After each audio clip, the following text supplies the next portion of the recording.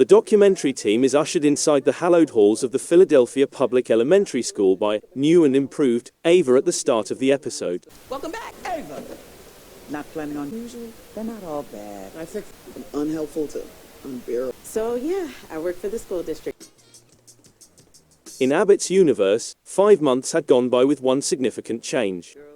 5 months later, on career day, the season 3 premiere finds Janine employed by the school district.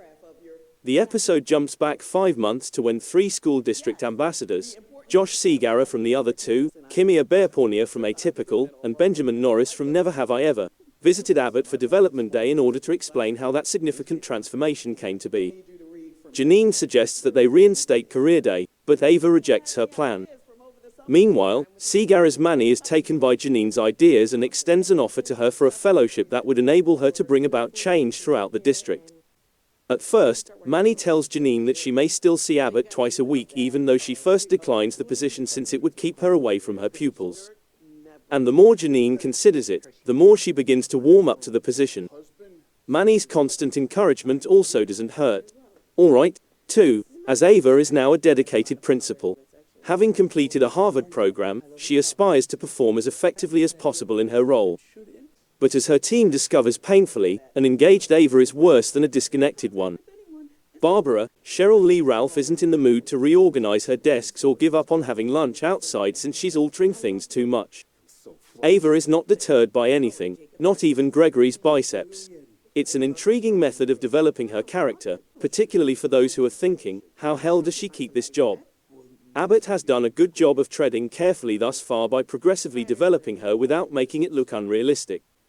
Example, when Back That Ass Up starts playing on the speaker, Ava returns to her usual self and is forced to overlook her responsibilities in favor of dancing it out. Well spoken, Barb. Regarding the second significant change, it doesn't take long to discover that Janine Teagues is no longer employed full-time at Abbott Elementary, her alma mater. To be honest, for a little while, this realization made me feel as though her behavior didn't match her nature.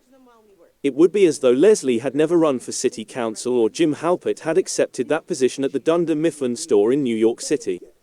It's impossible that Janine would quit her work willingly, is it? Yes, exactly. Once more, Abbott transforms well-known ideas about the mockumentary genre into something completely unique and exquisite. The show's best quality is that it's traditional comfort TV with just enough creativity to keep things fresh. A significant Philly cameo emerges on Janine's career day when Philadelphia Eagles quarterback Jalen Hurts watches a video during the Eagles marketing director's speech to Melissa's class. Hurts assists Melissa's boyfriend Gary in making a proposal in addition to conversing with and entertaining the children. Unfortunately, Melissa and Gary split up because not even the celebrity of Hurts can convince her to attempt marriage again. Hurts is subsequently joined by Jason Kels and Brandon Graham, his teammates, who inform him that it's practice time and that he should cease making the suggestions.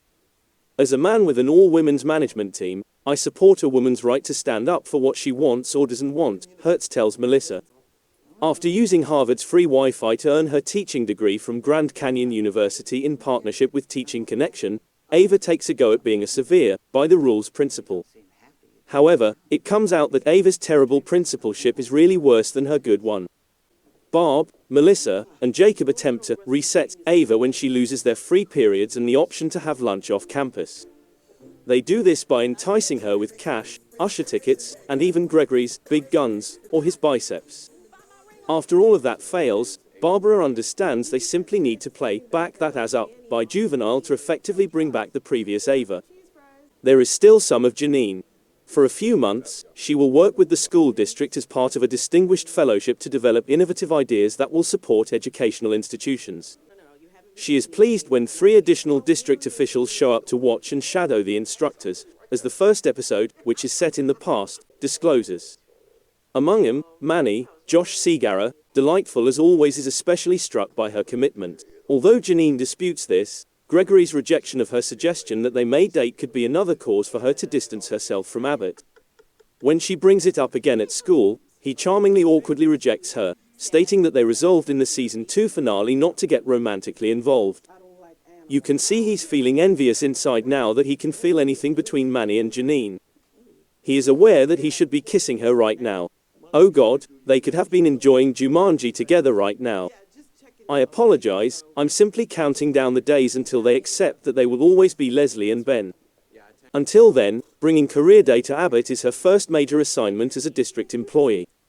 Although she is under pressure, her relationship with her co-workers allows her to know exactly which profession to assign to each teacher.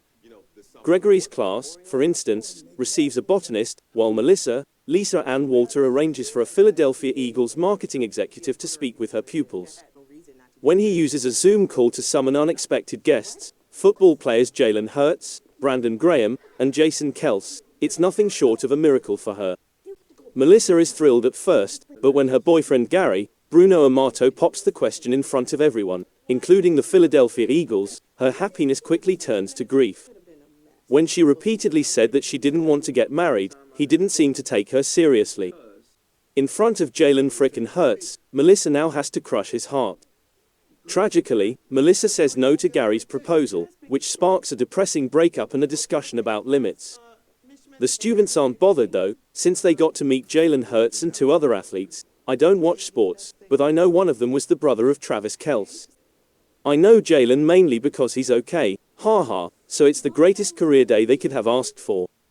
Since Jalen's call caused such a commotion and forced every student to get out of their classroom, Janine first punishes herself. But Manny and the rest of the district are impressed by her quick thinking and problem solving by having Jalen live streamed across the school, not just Melissa's class, and they declare Career Day a success. She ate it, just like Janine said. Let's try bitter haze. Oh my God, no to him in front of the Eagles? Oh my God, that was it. You're a Turk? District. Officially became an American citizen. You see me around.